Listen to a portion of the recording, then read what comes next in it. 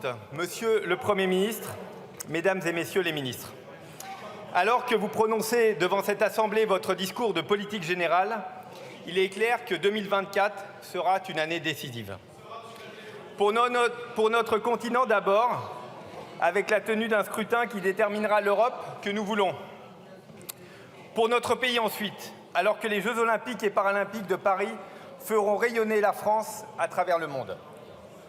Pour notre avenir enfin, puisque les politiques que nous aurons à voter et à mettre en place dès maintenant définiront le visage de notre nation pour les décennies à venir.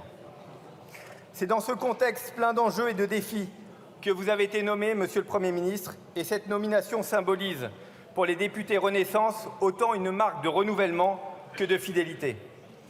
De fidélité, oui, à l'égard de cette majorité parlementaire dont vous êtes issus. Cette majorité qui, en 7 ans, a créé 2 millions d'emplois et fait de l'objectif du plein emploi un but atteignable et non un vœu pieux. Cette majorité qui est celle qui a entamé la réindustrialisation de notre pays avec l'installation de plus de 300 nouvelles usines sur notre territoire.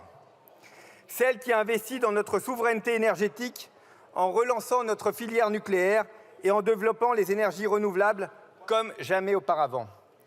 Celle qui a permis un renforcement des effectifs de notre police et de notre justice dans des proportions inédites depuis 30 ans.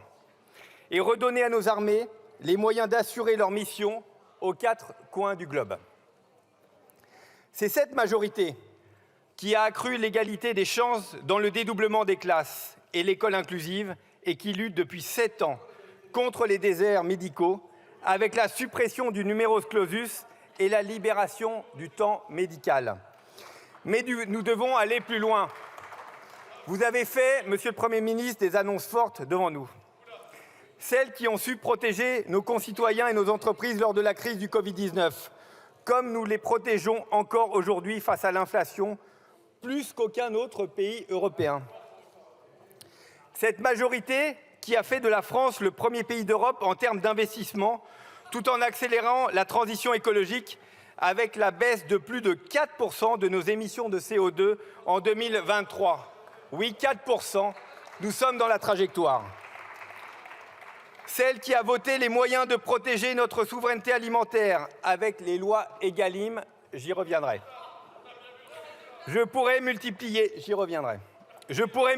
les exemples de notre action résolue depuis 7 ans pour libérer, pour protéger et transformer notre pays. Monsieur le Premier ministre, vous vous inscrivez dans cette histoire et vous avez désormais, avec votre gouvernement, à en écrire une nouvelle page. Et vous avez d'emblée voulu vous inscrire sous le prisme de l'action et du concret. C'est une nécessité, tant la politique risque de mourir de ce paradoxe, celui de ne pas oser dire les choses d'un côté et de l'autre, d'en dire trop, au risque de se perdre dans le discours au détriment des actes. Plus que tout, les temps que nous vivons imposent que nous soyons dans le faire davantage que dans le dire, dans l'action plutôt que dans l'incantation. Monsieur le Premier ministre, parce que nous partageons le même constat, nous attendons de vous que votre action prenne toujours en compte la réalisation du dernier kilomètre. Celui sans lequel il n'est pas concevable de pouvoir changer réellement la vie des Français. Vos paroles devant cette Assemblée et vos premières décisions constituent une preuve de l'importance que vous accordez à cet impératif. Et il aura à s'incarner dans les nombreux domaines qui définiront la France de demain.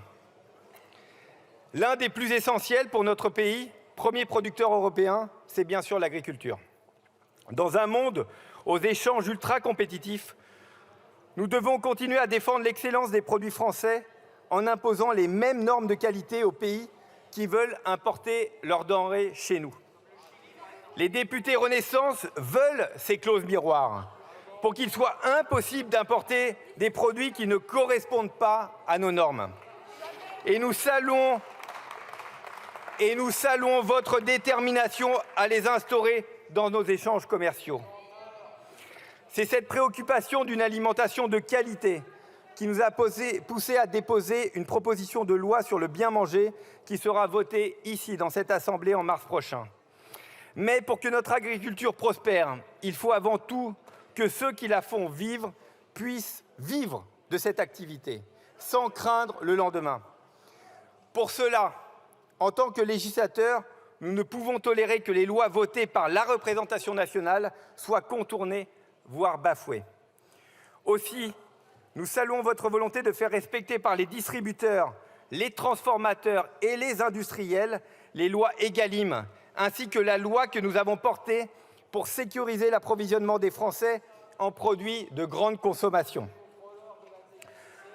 Nous serons à vos côtés pour défendre l'agriculture et exiger qu'elle soit rémunérée à sa juste valeur.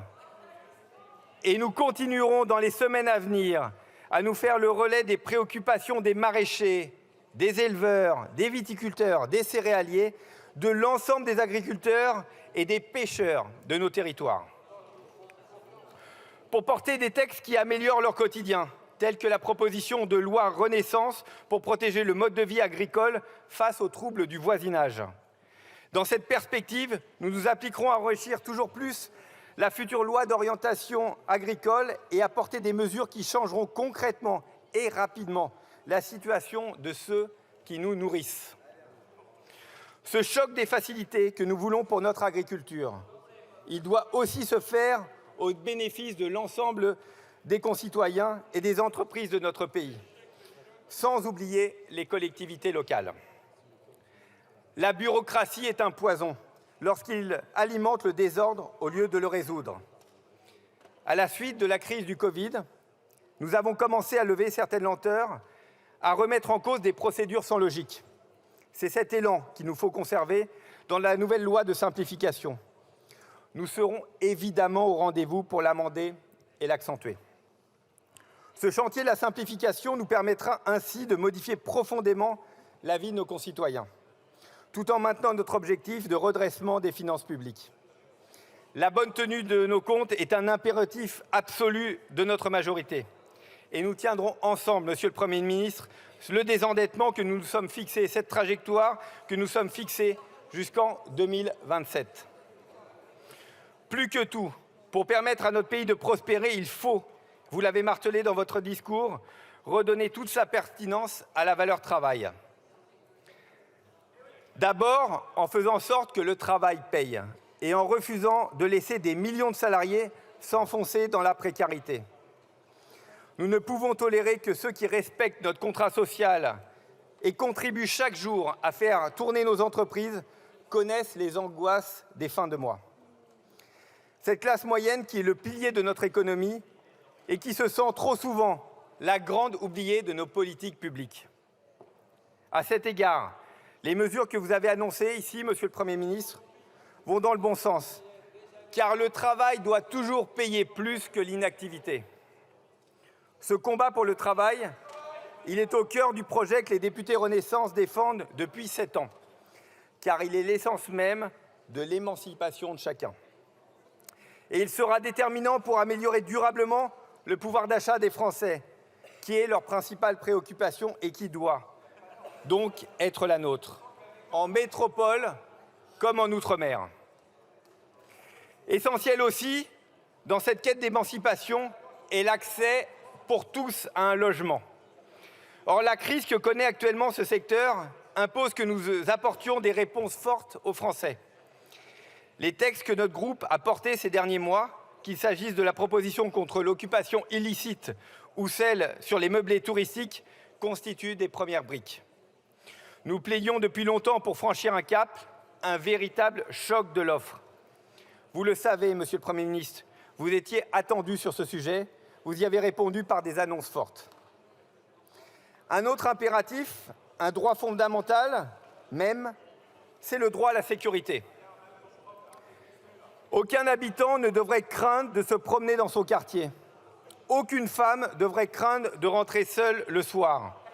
Aucun citoyen ne devrait être victime d'incivilité, voire de violence dans l'espace public. Aucun Français ne devrait craindre de représailles du simple fait de sa confession. À tous, nous devons leur assurer, quel que soit leur lieu de résidence, leur genre ou leur religion, qu'ils puissent vivre en paix dans leur pays. Les députés Renaissance y contribueront dès ce printemps avec une proposition de loi renforçant la réponse pénale contre les infractions à caractère raciste ou antisémite, et un autre allongeant la durée de l'ordonnance de protection pour les victimes de violences conjugales. J'ai commencé à énumérer les chantiers de court terme, mais je n'oublie naturellement pas ceux qui ont vocation à s'inscrire dans le temps long, car ils sont au fondement même de notre identité. Parmi eux, le premier est bien sûr l'école, car c'est auprès des jeunes générations que se joue notre avenir. Des jeunes générations à qui, Monsieur le Premier ministre, vous avez d'emblée dit que vous vouliez redonner des causes d'espérance. Nous ne pouvons qu'y souscrire. Pour cela, l'école est primordiale. Et pour lui redonner toute sa place, nous ne devons jamais oublier, hésiter à changer ce qui doit l'être, à bousculer les schémas lorsqu'ils sont imparfaits, à donner les moyens à nos enseignants, aux établissements de valoriser ce qui fonctionne. Cet investissement du politique, il faut qu'il se traduise dans tous les services publics, partout sur les territoires, notamment en matière de santé. Car la première cause du sentiment d'abandon de beaucoup, c'est le manque d'accès aux soins. Je l'ai dit, notre majorité a déjà agi pour inverser la tendance et comme vous l'avez souligné dans votre discours, il nous faudra accentuer cet effort. Nous serons à vos côtés pour cela. Un autre défi de notre temps, le plus grand sans doute, c'est le changement climatique. Vous avez en responsabilité, Monsieur le Premier ministre, exposé la planification écologique. Ce sera essentiel pour promouvoir une écologie de l'innovation et de solutions plutôt qu'une écologie de l'obligation. L'écologie doit rimer avec ambition. Écologie ne doit jamais rimer avec décroissance. Car oui, nous ne devons pas abandonner notre ambition écologique. Mais celle-ci ne doit jamais se faire au détriment des Français. Il faut aussi redonner aux citoyens le goût de l'engagement. C'est ce que notre majorité s'emploie à faire en votant cette semaine la proposition de loi visant à soutenir l'engagement bénévole, ainsi que la proposition de loi visant à reconnaître les métiers de la médiation sociale. Votre décision de pérenniser les cours d'éducation civique à l'école constitue également un signe extrêmement encourageant. De même, la généralisation du SNU que vous venez d'annoncer. Ce besoin d'engagement, il se fait aussi sentir dans notre démocratie. Cela impose de revaloriser ceux qui la font vivre. Il n'est pas concevable que dans notre pays, les élus soient impunément l'objet d'insultes, de menaces, de violences, pour ne pas dire de lynchage.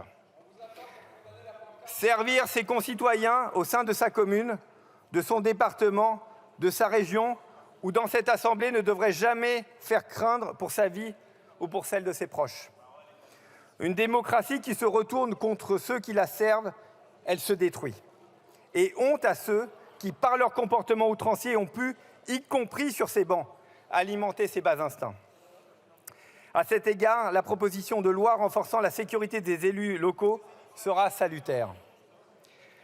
Car le retour de l'autorité passe nécessairement par le respect envers les institutions et leurs représentants.